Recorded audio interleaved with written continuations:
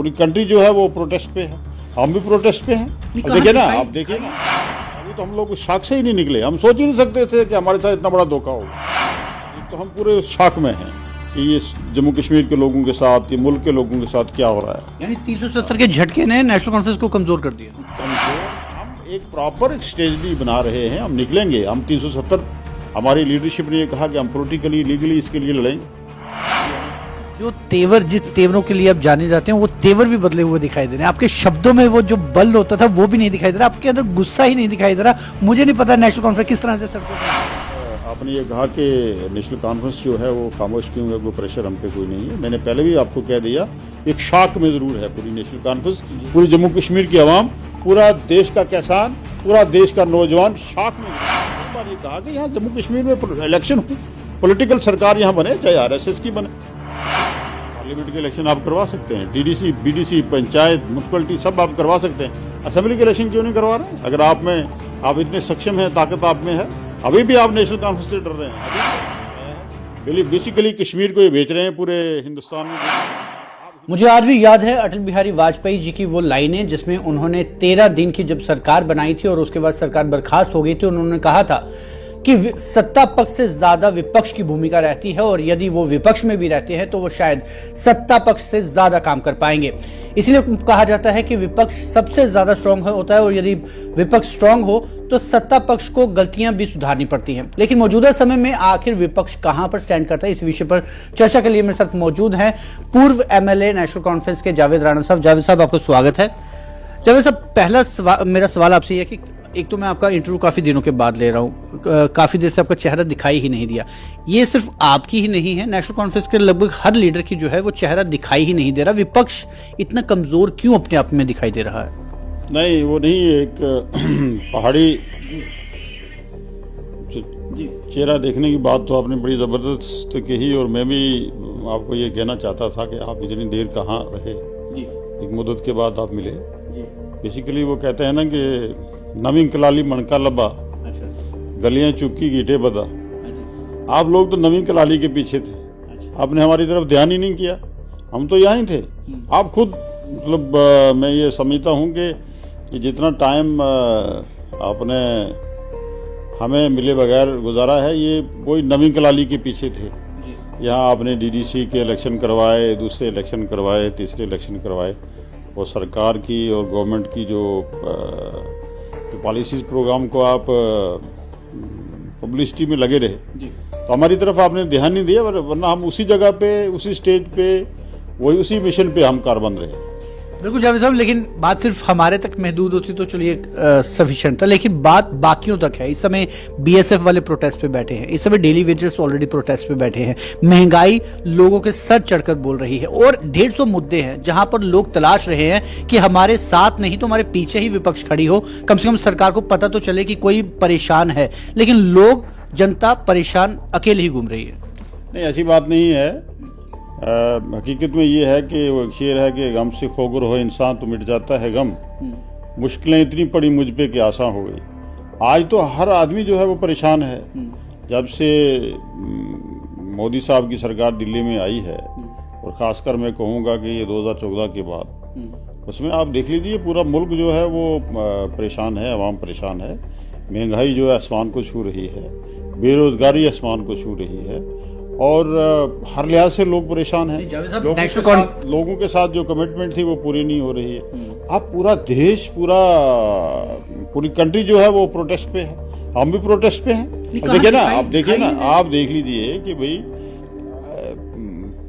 Protest पूरे देश के किसान प्रोटेस्ट कर रहे हैं। मुझे नेशनल कॉन्फ्रेंस का बताइए, लास्ट प्रोटेस्ट कब किया था नेशनल कॉन्फ्रेंस ने? कब आवाज बुलंद की थी कि महंगाई है, यही है? नहीं, हर जगह पे हमारे तो, मतलब अगर फील्ड में निकल के किसी ने प्रोटेस्ट नहीं किया होगा या कर भी रहे हैं। आपकी युवा ब्रिगेड कहाँ है? दो तीन दिन पहले भी हमारे यूथ, जो हमारी नेशनल कॉन्फ्रेंस यूथ कॉन्फ्रेंस की तरफ से भी यहाँ प्रोटेस्ट हुआ था। ऐसे भी हमारी स्टेटमेंट्स वगैरह, और आए दिन जो है हर जगह, हर क्वार्टर पे ये बात तो हो रही है, प्रोटेस्ट हो रहे हैं छोटे छोटे लेवल पे हर जगह। नेशनल कॉन्फ्रेंस की एक रिजल्टमेंट तो है, इससे बड़ा हो गया है, इससे बड़ा जो स्टेट की स्टेट की तबाही कर दी, स्टेट को तोड़ दिया गया और दूसरे जो काले कानून यहाँ नाफिज कर दिए। हर आदमी प्रोटेस्ट भी है, जब कांग्रेस की प्रोटेस्ट तो है, हमारा प्रोटेस्ट तो चल रहा है। नहीं दिखाई नहीं दे रहा जावेद साहब, जो सच्चाई है देखिए, कांग्रेस की हालत भी पहले आपकी तरह ही थी, नेशनल कॉन्फ्रेंस की तरह, वो भी दिखाई नहीं। लेकिन पिछले कुछ 1.5 से 2 महीनों में कांग्रेस ने अचानक से बदलाव लाया है। हर दूसरे तीसरे दिन सड़कों पर जरूर दिखाई दे रहे हैं। बड़े बड़े कद्दावर नेता जो है वो सड़कों पर नीचे बैठे रहते हैं और प्रोटेस्ट कर रहे हैं, लेकिन नेशनल कॉन्फ्रेंस कहीं दिखाई दे। क्या कोई प्रेशर है किसी वजूहत से, कोई अलग से पॉलिसी बना रही है नेशनल कॉन्फ्रेंस? नेशनल बेसिकली ये है कि एक तो ये कोविड की वजह से और पूरा ये सारा सिस्टम रहा, हमारी लीडरशिप जो है बंद रही। आज भी जो है हमारे कुछ लोग अभी तक बंद हैं और कुल मिला के मैं ये कहूँगा कि हम मैं तो समझूंगा कि एक जो शॉक हुआ पूरे रियासत जम्मू कश्मीर के लोगों को इस स्टेट को तोड़ने के बाद, 370 के तोड़ने के बाद और 35 से 1 के तोड़ने के बाद, अभी तो हम लोग शॉक से ही नहीं निकले। हम सोच ही नहीं सकते थे कि हमारे साथ इतना बड़ा धोखा होगा। खासकर नेशनल कॉन्फ्रेंस की जो कंट्रीब्यूशन थी इस देश को मजबूत करने में, हिंदू मुस्लिम सिख जो हम शेर कश्मीर का जो हमारा नारा था उसको मजबूत करने में, जो सेकुलर वैल्यूज़ शेर कश्मीर शेख मोहम्मद अब्दुल्ला ने इस मुल्क को, इस देश को दी हैं, उसका तो पूरा देश मरहून मिलत है। आज हम वो सब कदरें खो चुके हैं। तो मैं ये समझूंगा कि एक तो हम पूरे शॉक में हैं कि ये जम्मू कश्मीर के लोगों के साथ, ये मुल्क के लोगों के साथ क्या हो रहा है। यानी 370 के झटके ने नेशनल कॉन्फ्रेंस को कमजोर कर दिया। कमजोर तो नेशनल कॉन्फ्रेंस तो नहीं हुई। यहाँ मुझे बताइए कि पीडीपी का बुरा हाल है। अभी एक कदावर नेता ने पीडीपी छोड़ दिया। उनका ये कहना कि अब जम्मू के, खासकर जम्मू उनके नौशहरा शहर में पीडीपी का झंडा उठाने वाला भी कोई नहीं दिखे। देखिए ये बातें कहने की होती है। मैं ये आपको बताऊं कि वो तो उनका अंदरूनी मामला है, उनकी पार्टी है, वो जाने और वो जाने। लेकिन कोई भी तंजीम पार्टी ऐसे ख़त्म नहीं होती किसी बंदे के जाने से। पहली बात तो ये। दूसरी बात ये मैं कहूँगा कि नेशनल कॉन्फ्रेंस फिलवाकिया ही शॉक में है कि जो नेशनल कॉन्फ्रेंस के साथ और जम्मू कश्मीर के लोगों के साथ और इस मुल्क के साथ जो मौजूदा सरकार ने जो वादे किए थे, जो कमिटमेंट की थी, वो पूरी नहीं हुई। आप देखिए ना, कहाँ आप नौजवानों के लिए 2 करोड़ नौकरियां देंगे आप, कि हर आदमी के अकाउंट में 15 लाख रुपए आएगा। और दूसरे मसले जो है डेवलपमेंट का, आप आज देख लीजिए, आज 31 मार्च है। अभी मैं अपने वहाँ एरिया की बात ले रहा था, इंफॉर्मेशन डिटेल ले रहा था। इस साल पूरा बॉर्डर एरिया का डेवलपमेंट का पैसा नहीं आया। आपका CRF सेंट्रल रोड फंड्स में हमारे कुछ प्रोजेक्ट से कोई पैसा नहीं आया। डेवलपमेंट की आप हालात देख लीजिए, ये है। आपके जितने भी प्रोजेक्ट्स हैं सब इल्तवा में पड़े हुए हैं। पूरा देश का किसान जो है वो हड़ताल पे है। पूरा यूथ जो है वो हड़ताल पे है। पूरा यूथ आप ये चाहते हैं कि नेशनल कॉन्फ्रेंस जो है वो सड़कों पे क्यों नहीं निकली? वो निकलने के लिए तैयार है। हमारे पास बड़े इशू हैं। एक ही हमारा ये BSF का वो रिक्रूटमेंट का इशू नहीं है हमारे पास इतने हमारे पास इश्यूज हैं कि जिनकी भरपाई करना इस गवर्नमेंट का मुश्किल है। हम एक प्रॉपर एक स्ट्रेटजी बना रहे हैं। हम निकलेंगे। हम 370, हमारी लीडरशिप ने ये कहा कि हम पॉलिटिकली लीगली इसके लिए लड़ेंगे। अभी हमें उम्मीद थी कि देश की अदालत में हमारा ये फैसला चल रहा है और वहाँ हमें उम्मीद है इंशाल्लाह हमारे हक में फैसला होगा। लेकिन हम लीगली और पॉलिटिकली 370 और 35A के लिए लड़ेंगे। आपने जितने भी काले कानून, यहाँ प्रॉपर्टी एक्ट टैक्स लगा दिया, आपने दूसरे टैक्स लगा दिए, आपने यहाँ आपको डोमिसाइल एक फर्जरी आपने रखा है और बाहर से लोगों को यहाँ रिक्रूटमेंट हो रही है। तो ये इश्यूज हैं और इन पे हम इंशाल्लाह ताला अब ये सब चीजें जो है मिलके हम ये इशू रहेंगे हमारे, और पॉलिटिकली और लीगली हम इन पे लड़ेंगे। जावेद साहब, जो तेवर, जिस तेवरों के लिए आप जाने जाते हैं, वो तेवर भी बदले हुए दिखाई दे रहे हैं। आपके शब्दों में वो जो बल होता था वो भी नहीं दिखाई दे रहा। आपके अंदर गुस्सा ही नहीं दिखाई दे रहा। मुझे नहीं पता नेशनल कॉन्फ्रेंस किस तरह से सड़कों पर उतरेगी। नहीं, मैंने पहले ही बता दिया। देखिए, पूरा देश का किसान स्ट्राइक पे है, हड़ताल पे है और सरकार को टस से मस नहीं। तो जम्मू कश्मीर में नेशनल कॉन्फ्रेंस ने कितने दशकों में राज किया? हाँ, सरकार नाम की कोई चीज नहीं है। अब स्टेट की बात करूंगा मैं, कौन सी सरकार है जहां 22 या 24 या 25 cabinet ministers, state ministers, MLAs, MLCs इस स्टेट को आगे ले जा रहे थे। वहां 3-4 गवर्नर्स हैं, बेचारे एडवाइजर हैं सारे, और गवर्नर के बजाय लेफ्टिनेंट गवर्नर साहब को यहाँ आपने बैठा दिया। यहाँ मैं कहूँगा कि सत्यानाश है पूरा, हर तरफ से कोई एक कहराम मचा हुआ है, एक क्यास में है, पूरी दुनिया क्यास में है। और मैं ये कहूँगा कि पॉलिटिकल पार्टीज भी क्यास में हो सकती है कि ये क्या हो रहा है, ये होना नहीं चाहिए था ऐसे। ये किसी डेमोक्रेटिक सेटअप में ऐसी चीज़ें तो हमने देखी नहीं इससे पहले। यहाँ अपोजिशन में भी लोग रहे हैं, एक दूसरे के पॉलिटिकली अपोजिट भी रहे हैं, लेकिन हमने ये चीज़ें नहीं देखी हैं। मैंने आपको पहले भी कह दिया कि दमखम की जहाँ तक बात है, हम एक स्ट्रेटजी बना रहे हैं और हमने हमारे जो इश्यूज़ हैं इन पे हम लड़ेंगे। नौजवानों के हकूक़ के लिए, बेरोज़गारी ख़त्म करने के लिए, करप्शन ख़त्म करने के लिए 370, 35 से एक इशू हो तो कोई निकले। यहाँ तो जिसम भी सारा छल नहीं है ना, तो तब ये पूरा मैं कहूँगा कि सिस्टम कोलैप्स है। और इस सिस्टम को जो सिस्टम कोलैप्स हो चुका है, इस सिस्टम को आगे ले जाना, खड़े करने के लिए एक समय लगेगा इंशाल्लाह। और मैं ये समझूंगा कि लोग भी इस शॉक से, इस परेशानी से बाहर निकलेंगे। और नेशनल कॉन्फ्रेंस ने हमेशा जम्मू कश्मीर की बात की है, जम्मू कश्मीर के तीनों खित्तों की बात की है, और वो इंशाल्लाह करने के लिए तैयार है। हमारी लीडरशिप जो है वो, अब देखिए फारूक साहब दौड़ धूप करते हैं, उमर साहब का भी ये रहा है, लेकिन अभी कोविड ने, मैं कहूँगा, मैंने पहले भी कहा कि इस कोविड-19 ने जो दिल्ली की सरकार है, इसका कम से कम कोई भरम रखा है। पता नहीं क्या जो है इसके साथ दोस्ती रही इनकी, उसकी वजह से भी। और ये सब मिला के मैं कहूँगा कि नेशनल कॉन्फ्रेंस जम्मू कश्मीर की एक आवाज़ है, वो आवाज़ उठेगी, उठ रही है, और इंशाल्लाह ताला बड़े फोर्सफुली तरीके से हम उस आवाज को आगे लेके जाएंगे। सर बिल्कुल लास्ट क्वेश्चन मेरा कि यहाँ पर यदि पीडीपी की बात की जाए, पीडीपी पार्टी बिल्कुल ही अब खत्म होती नजर आ रही है, क्योंकि लीडर्स को वो काफी पार्टी छोड़ रहे हैं। और दूसरा, महबूब मुफ्ती ये आरोप लगातार लगाते रहते हैं कि खासकर उनकी पार्टी के ऊपर ही ज्यादा सेंटर जो है वो दबाव डालती है, जिससे उनकी पार्टी टूटती नजर आ रही है। दूसरी तरफ से कांग्रेस पहले शांत थी, लेकिन अब धीरे धीरे बोलती नजर आ रही है, क्योंकि उनको पता है कि उनका गठबंधन किसी के साथ यहाँ पे होने वाला नहीं है। नेशनल कॉन्फ्रेंस वाहिद एक ऐसी पार्टी है जो कि शांत भी दिख रही है, और उन्हें कई बार देखा गया कि वो बोलना भी चाह रही, लेकिन बोलती नजर नहीं आ रही। कहीं कोई अंदरूनी गठबंधन, क्योंकि आरोप ये लग रहा है कि जब भी सरकार आएगी तो बीजेपी और नेशनल कॉन्फ्रेंस की ही आएगी। देखिए, मैं आपको ये बताऊं कि जहां तक तंजीम, पार्टी खत्म होने की बात है, मैंने पहले भी कहा, पार्टियां खत्म नहीं होती हैं, लोग इधर उधर चले जाते हैं। पीडीपी के साथ हमारा कोई पॉलिटिकली रिश्ता तो है नहीं है। गुपकार डिक्लेरेशन में जो ये बनी है उसमें पीडीपी भी एक हिस्सा है।